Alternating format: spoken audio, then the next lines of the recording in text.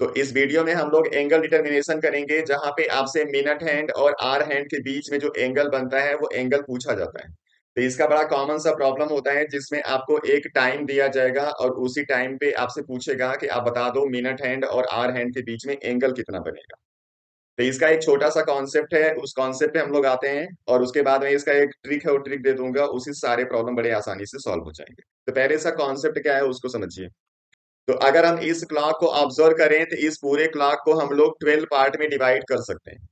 और आप जानते हो कहीं पे भी अगर सेंटर पे एंगल बनता है तो ये पूरा एंगल बनता है 360। तो अगर 360 को आप 12 पार्ट में डिवाइड कर दोगे तो एक पार्ट की जो वैल्यू आएगी वो 30 डिग्री आएगी। और एक पार्ट का मतलब है कि आप 12 से पहुंच गए कहाँ पे, 1 पे। तो जब आप 12 से 1 पे आते हो तो टोटल जो इसके बीच में एंगल बन रहा है वो कितना है, 30 डिग्री है। ये आपका कॉन्सेप्ट है, इसी को आपको यूज करना है। अब यहाँ पे थोड़ा सा मिनट हैंड और आर हैंड का हिसाब समझ लीजिए। तो जो आपका मिनट हैंड होगा, उस मिनट हैंड को जब आप मूव कराओगे 5 मिनट, तो 5 मिनट में वो 12 से 1 पे आएगा। और उस केस में वो कितना एंगल मूव कर जाएगा, 30 डिग्री। तो अगर 1 मिनट में आपको बताना होगा कि उसका एंगल कितना मूव होगा, तो आप 30 डिग्री को 5 से डिवाइड कर दोगे तो आपको मिल जाएगा 6 डिग्री। मतलब मिनट हैंड हमेशा 1 मिनट में 6 डिग्री मूव करता है। अब थोड़ा सा यही आर हैंड के लिए भी समझ लीजिए। जब आर हैंड 12 से 1 पे चला जाएगा तो ये होता है 1 घंटा। 1 घंटा मतलब कितना मिनट हो गया, 60 मिनट। और 60 मिनट में ये भी कितना मूव कर रहा है, 30 डिग्री। तो अगर इसका 1 मिनट का आप निकालोगे कितना एंगल मूव कर रहा है, तो वो हो जाएगा 30/60, मतलब 0.5 डिग्री।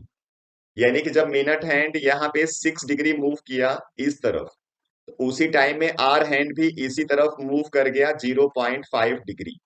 तो अगर अब इनके बीच में आपको एंगल बताना होगा कि 5 मिनट में कितना एंगल बनेगा, तो जो 5 मिनट होगा उस मिनट में इनके बीच में जो एंगल बनेगा वो 6 डिग्री माइनस 0.5 डिग्री, मतलब 5.5 डिग्री बनेगा। मतलब आपको क्लियर हो गया कि जो मिनट हैंड और आर हैंड होता है वो हर 5 मिनट में 5.5 डिग्री मूव करते हैं। अब आपके जो प्रॉब्लम्स होंगे हम उस प्रॉब्लम्स पे आते हैं, उससे पहले मैं आपको इसका दे देता हूं एक छोटा सा ट्रिक। वो ट्रिक क्या है कि आपको जो भी टाइम दिया जाएगा उसमें आर होगा और साथ में मिनट लिखा होगा। तो आपको एक फार्मूला छोटा सा यूज करना है, 30R - 11/2 मिनट। इसी फार्मूले से ये सॉल्व हो जाएगा। ये माइनस आपको टेढ़ा लग रहा होगा बना हुआ, इस माइनस का मतलब होता है डिफरेंस। डिफरेंस मतलब हमेशा होता है बड़ा माइनस छोटा। अगर ये बड़ा है तब इसमें से इसको माइनस कर दो, ये बड़ा है तो इसमें से इसको माइनस कर दो। आंसर हमेशा आपको पॉजिटिव लिखना होता है। और जब आप इस तरीके से माइनस लिखते हो तो वहां पे हमेशा इसमें से इसको माइनस करना होगा, तो वहां पे नेगेटिव पॉजिटिव दोनों आंसर आता है।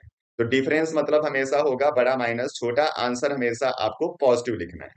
और एक सबसे इंपॉर्टेंट चीज, यहाँ पे जो एंगल आप बताओगे वो एंगल आपका आना चाहिए लेस देन 180 डिग्री।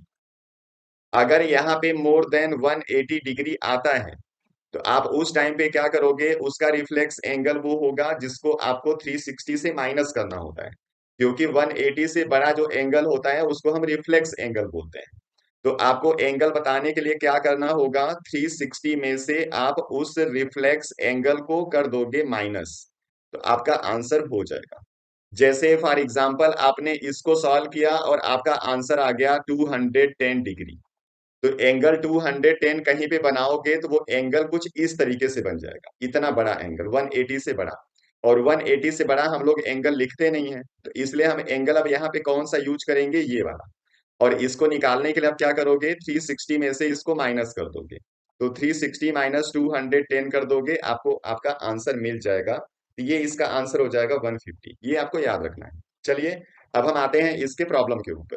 पहला एग्जांपल यहाँ पे है, आपको 420 पे बताना है कि इसका एंगल कितना होगा। ये आर हो गया 4 और मिनट हो गया 20, तो आप क्या लिखोगे, 4 × 30 माइनस 11/2 × 20। इसको सॉल्व कर दोगे तो आ जाएगा 120 और यहाँ पे आ जाएगा -110, मतलब यहाँ पे जो इनके बीच में एंगल होगा वो 10 डिग्री होगा। यही आपको करना है। अब दूसरा यहाँ पे टाइम है 3 o'clock। अब 3 बज रहे होंगे तो यहाँ पे आर हो गया 3, तो आपको कर देना है 3 into 30, और माइनस में यहाँ पे आ जाएगा 0, तो आपको जो एंगल मिलेगा वो 90 डिग्री मिलेगा। सेम ऐसे ही तीसरा 1140 है, तो आप करोगे 11 into 30 -40 into 11/2, तो इसको सॉल्व करने पे आ जाएगा 330, माइनस इसको सॉल्व करने पे आ जाएगा 220, और माइनस करने पे आपको आंसर मिल जाएगा 110 डिग्री। तो इसका आंसर ये होगा। सेम ऐसे ही नेक्स्ट है 230। अब यहाँ पे 2 है तो इसको लिखोगे 2 into 30, और इसमें से माइनस करना है 30 into 11/2, तो ये इसको सॉल्व करोगे तो आ जाएगा 165, और इसको सॉल्व करोगे तो आ जाएगा 60। अब देखो यहाँ पे ये वैल्यू बड़ी आई है, लेकिन अब आपको मैंने बताया कि इस डिफरेंस का मतलब होता है बड़ा माइनस छोटा, इसलिए आंसर हमेशा पॉजिटिव ही लिखना होगा, तो आप आंसर लिखोगे 105 डिग्री। सेम ऐसे ही नेक्स्ट है 12/5। अब यहाँ पे क्या हो गया कि अगर 12 बज रहे होंगे तो आपको टाइमिंग यहीं से शुरू करनी होती है। तो जब यहाँ पे आप आते 1 पे तो 1 आवर आप बोलते हो, यहाँ पे 2 आवर बोलते हो, तो यहाँ पे आपको 0 आवर बोलना है, क्योंकि आपका टाइमिंग स्टार्ट ही 12 से होता है, जिसको 12 यूज नहीं करोगे। तो यहाँ पे आप लिख दोगे 0 आवर, और इसमें से माइनस करना है आपको 5 11/2। अब इसको यहाँ पे सॉल्व करोगे तो आ जाएगा 27.5, तो यहाँ पे जो एंगल होगा वो 27.5। चलिए, आपको अब एक रिफ्लेक्स का बता देते हैं। अब जैसे हम यहाँ पे टाइम ले लेते हैं 10 10, तो इसके लिए क्या लिखोगे 30 into 10, और माइनस करना होगा आपको 11/2 into 10। इसको सॉल्व करने पे 300 आएगा, और इसको सॉल्व करने पे 55 आएगा, और जब 300 में से 55 माइनस कर दोगे तो आपको मिल जाएगा 245 डिग्री। अब ये जो एंगल है 180 से बड़ा आ गया, 180 से बड़ा एंगल हम लिखते नहीं है, ये हो जाएगा कौन सा एंगल, रिफ्लेक्स एंगल हो गया। तो रिफ्लेक्स एंगल को 360 से माइनस करना होता है, तो यहाँ पे जो आपको एंगल मिलेगा वो 360 माइनस 245 आपको करना पड़ेगा। जब 360 में से 245 माइनस कर दोगे तो आपको आंसर मिल जाएगा 115। ये हो गया इसका आंसर, आपको ये आंसर सही करना होगा। अगर ये ऑप्शन में होगा तो उसके साथ रिफ्लेक्स जरूर लिखा होगा, क्योंकि 180 से बड़ा एंगल हमेशा रिफ्लेक्स एंगल होता है। तो चलिए, इस तरीके से आप लोग, अगर क्लॉक में पूछा जाता है एंगल, तो एंगल आप बता सकते हो। नेक्स्ट वीडियो में फिर मिलेंगे दूसरे प्रॉब्लम के साथ, तब तक पढ़ते रहिए, अपना ख्याल रखिए। Thank you.